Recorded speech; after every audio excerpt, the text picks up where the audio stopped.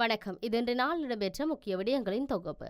நாளைய தினம் இடம்பெறவுள்ள ஜனாதிபதி தேர்தலுக்கான வாக்குப்பெட்டிகள் அனைத்தும் இன்றைய தினம் வாக்கு நிலையங்களுக்கு அனுப்பி வைக்கப்பட்டுள்ளது. நாளைய தினம் காலை 7 மணி முதல் 4 மணி வரை வாக்கெடுப்புகள் அனைத்தும் இடம்பெற இருக்கின்றன.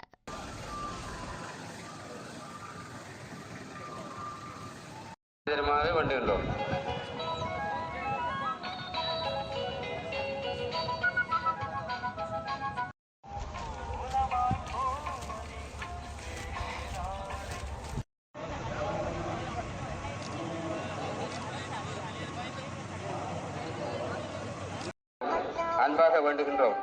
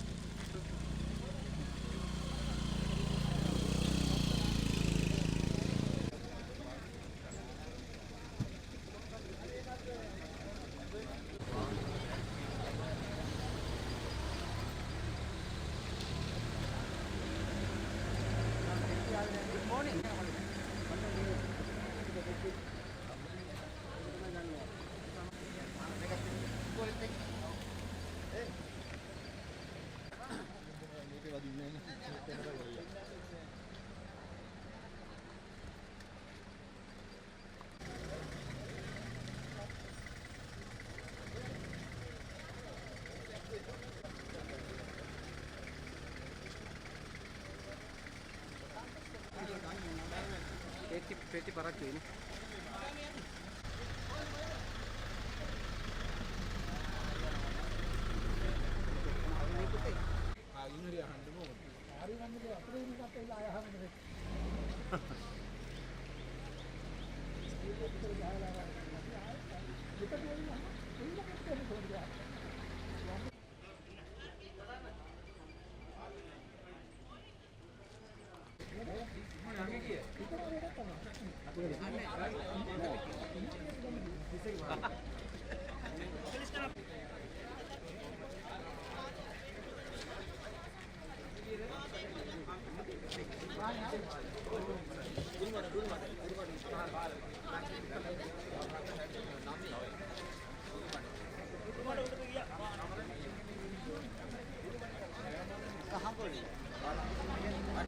ஜனாதிபதி தேர்தலில் அதிக வாக்குகளை பெறும் வேட்பாளர் 53 லட்சம் வாக்குகளையும், இரண்டாவது இடத்தை பெறும் வேட்பாளர் 45 லட்சம் வாக்குகளையும் பெறுவார் என அரசியல் விமர்சகர்கள் குறிப்பிடுகின்றனர்.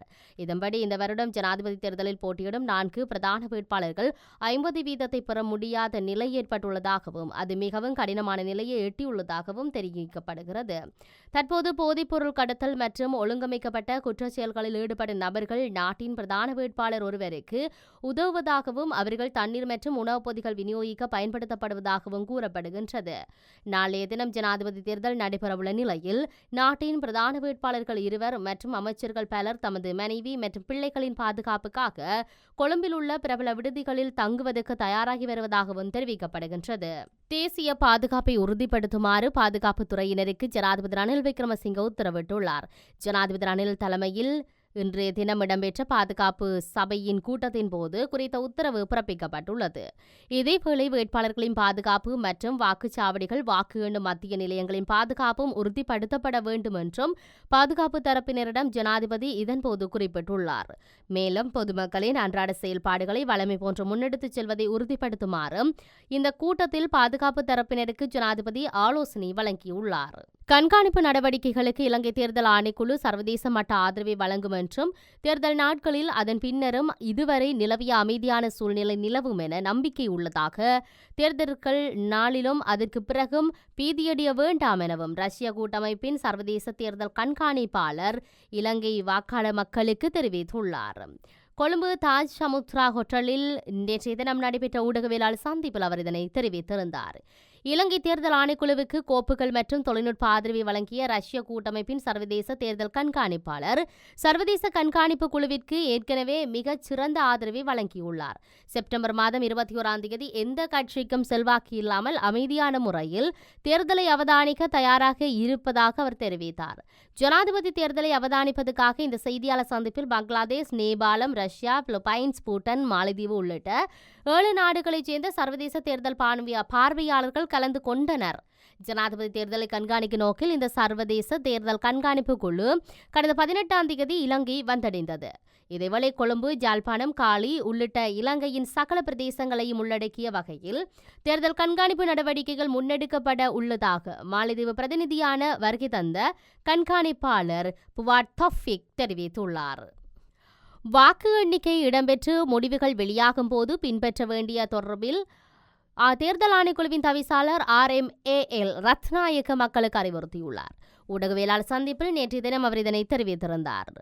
RMAL ரத்நாயக்க தெரிவித்தது, வாக்குப்பதிவுக்கு பிறகு மற்றும் வாக்கு எண்ணிக்கையின் போது எக்காரணம் கொண்டும் வீடுகளை விட்டும் வாக்கு எண்ணும் நிலையங்களுக்கு அருகில் அல்லது வீதிகளில் இருக்க வேண்டாம் என கோருகின்றோம். வாக்கு எண்ணிக்கையின் போது மக்கள் தொலைக்காட்சி அல்லது பாரிய திரையை பயன்படுத்தி வீதிகளில் ஒன்று கூடி தொலைக்காட்சி நிகழ்ச்சியை பார்ப்பது, முடிவுகள் ஒளிபரப்பப்படும் போது குழுவாக திரண்டு பட்டாசுகளை வெடித்தல், வீதிகளில் வினோதமாக இருத்தல் உள்ளிட்ட செயற்பாடுகளுக்கு சட்டத்தால் தடை விதிக்கப்பட்டுள்ளன. இத்தகைய கூட்டங்கள் அனைத்தும் சட்டவிரோதமானது. பாதுகாப்பு பிரிவினர் அவர்களை கலைக்கலாம் அல்லது அவர்களுடன் தொடர்புடையவர்களை கைது செய்யலாம் என்றும் தெரிவித்துள்ளனர். வாக்காளர் மட்டத்தில் ஸ்தாபிக்கப்பட்டுள்ள அனைத்து தேர்தல் பிரச்சார அலுவலகங்களும் நேற்று தின நள்ளிரவுக்கு பின்னர் அகற்றப்பட வேண்டும் என தேர்தல் ஆணையாளர் தலைவர் RMAL ரத்நாயக்க தெரிவித்தார். ஜனாதிபதி தேர்தல் தொடர்பில் அரசு தகவல் திணைக்களத்தில் நேற்று தினம் இடம்பெற்ற ஊடகவியலாளர் சந்திப்பின் போது பேசிய அவர், தொகுதி மட்டத்தில் தற்போது இயங்கி வரும் அனைத்து தேர்தல் பிரச்சார அலுவலகங்களையும் இன்று நள்ளிரவு முதல் அகற்றுவது அத்தியாவசியமானது என குறிப்பிட்டுள்ளார். நேற்று வரை மாவட்டத்துக்கு ஒரு பிரதான அலுவலகத்தையும் ஒவ்வொரு தொகுதிகளுக்கு ஒவ்வொரு வாக்குச்சாவடி தொடர்புடைய ஒரு அலுவலகத்தையும் பராமரிக்க அனுமதிக்கப்பட்டது. எவ்வாறாயினும் நேற்று நள்ளிரவு முதல் ஒரு தேர்தல் பிரிவு அல்லது மாவட்டத்துக்கு ஒரு அலுவலகம் ஒன்று மட்டுமே அனுமதிக்கப்படும்.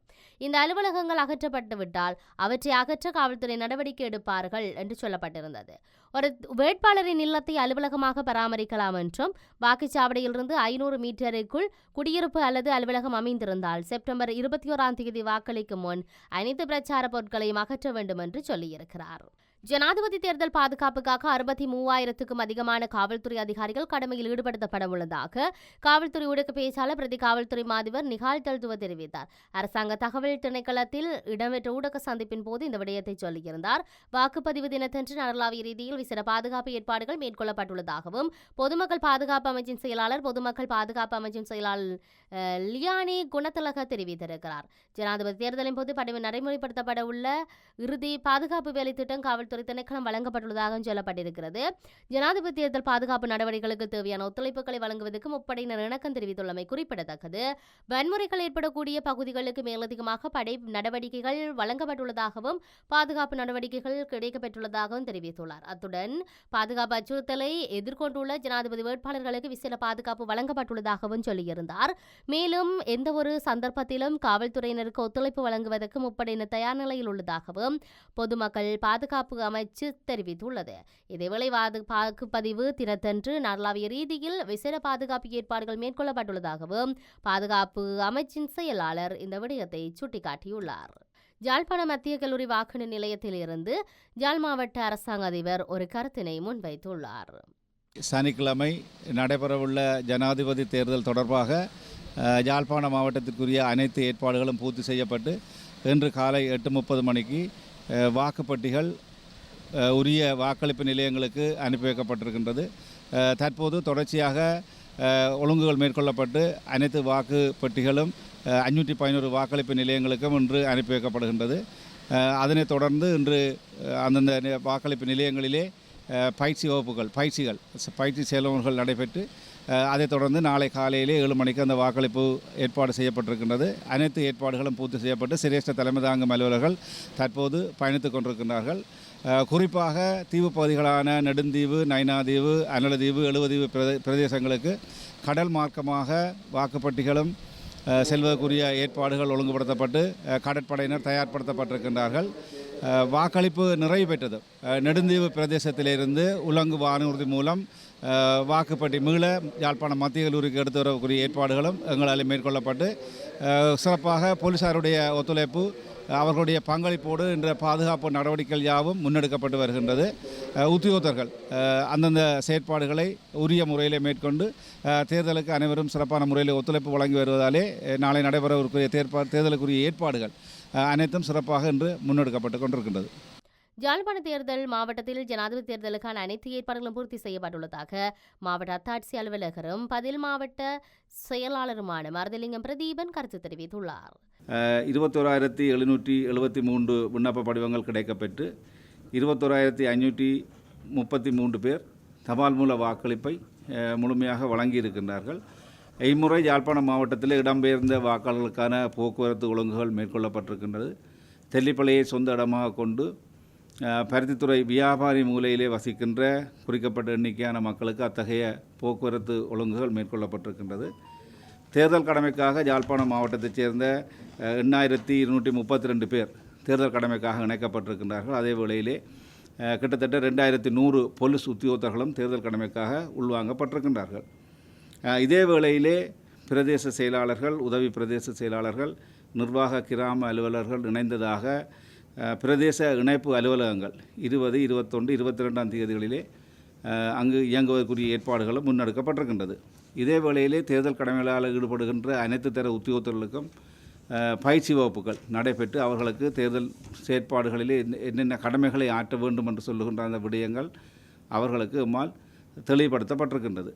அதே வேளையிலே முகவர்கள் தொடர்பாக முகவர்களுக்கு அதிகாரமளிக்கப்பட்ட முகவர்களுக்குமான முழுமையான பயிற்சி வகுப்புகள் நடைபெற்றிருக்கின்றன.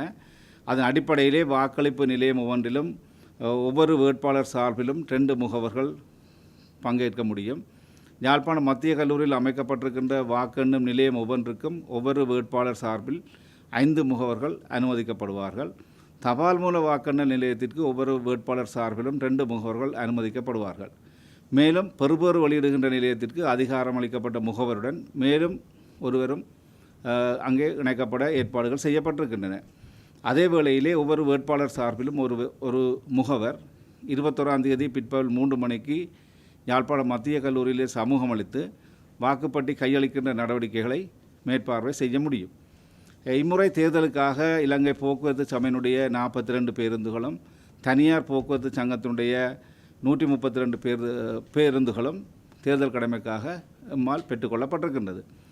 விசேடமாக கடல்வழி போக்குவரத்துக்குரிய பிரதேசங்களாக நெடுந்தீவு, நைனாதீவு, அனல்தீவு மற்றும் எழுவதீவு பிரதேசங்களுக்கு கடல்வழி போக்குவரத்து ஒழுங்குகள் மேற்கொள்ளப்பட்டிருக்கின்றன. வாக்குச்சாவடிகளையும் அதே வழியிலே வாக்குப்பட்டிகள் மற்றும் உத்தியோகத்தர்களை அழைத்து செல்வதற்கான ஏற்பாடுகள் கடல் வழியாக மேற்கொள்ளப்பட்டிருக்கின்றது. குறிப்பாக நெடுந்தீவு பிரதேசத்திலிருந்து வாக்களிப்பு முடிவடைந்த பின்னர் மீண்டும் வாக்குப்பட்டி எடுத்துவதற்கு விமானப்படையினருடைய உதவி பெற்றுக்கொள்ளப்பட்டிருக்கின்றது. இதே வேளையிலே வாக்குப்பட்டி மற்றும் வாக்குச்சீட்டு இதர ஆவணங்களை வழங்குகின்ற செயற்பாடு நாளை 20ஆம் தேதி காலை 7 மணிக்கு வழங்குவதற்குரிய ஏற்பாடுகள் யாழ்ப்பாணம் மத்திய கல்லூரியிலே மேற்கொள்ளப்பட்டிருக்கின்றது. முதலாவது பேருந்து 8:30 மணியளவிலே மத்திய கல்லூரியிலிருந்து புறப்படுவதற்குரிய ஏற்பாடுகளும் எம்மால் மேற்கொள்ளப்பட்டிருக்கின்றது. முறைப்பாடுகள் தொடர்பிலே யாழ்ப்பாணம் மாவட்டத்திலே இதுவரையிலே 45 தேர்தல் முறைப்பாடுகள் பதிவு செய்யப்பட்டிருக்கின்றன. வன் செயல்கள் அல்லது வன்முறைகள் ஏதுமற்ற முறைப்பாடுகளாக அனைத்தும் சட்ட மீறல்களாகவே காணப்படுகின்றன. அந்த வகையிலே முறைப்பாடுகளை பதிவு செய்யக்கூடிய தொலைபேசி இலக்கங்கள் எம்மால் உத்தியோகபூர்வமாக அறிவிக்கப்பட்டிருக்கின்றது. 0766 535805 அல்லது 0719996002 அல்லது 0212212293 என்ற தொலைபேசி இலக்கங்களும் மற்றும் வாட்ஸ்அப் இமெயில் முகவரிகளும் எம்மால் அதற்கு வழங்கப்பட்டிருக்கின்றது. வாட்ஸ்அப் இலக்கங்களாக 0718789516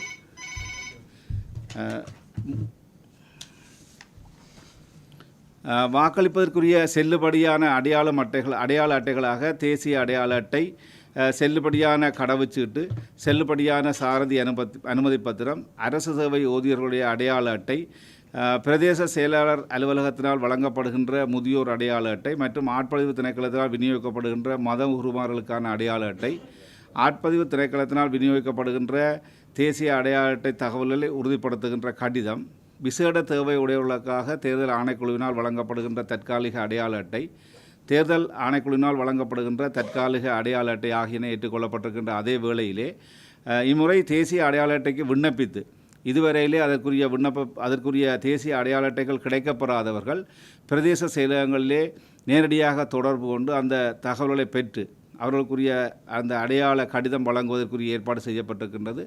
அதனை பிரதேச செயலாளர்கள் உறுதிப்படுத்தி வழங்குவதன் மூலம் அவர்கள் தேர்தலிலே வாக்களிக்கக்கூடிய நிலைமை ஏற்பாடு செய்யப்பட்டிருக்கின்றது. இதற்காக இந்த திட்டத்தை நடைமுறைப்படுத்துவதற்காக ஆட்பதிவு திணைக்களத்தினுடைய உத்தியோகத்தர் ஒவ்வொரு பிரதேச செயலகங்களிலும் கடமைக்காக இணைக்கப்பட்டிருக்கின்றார்கள்.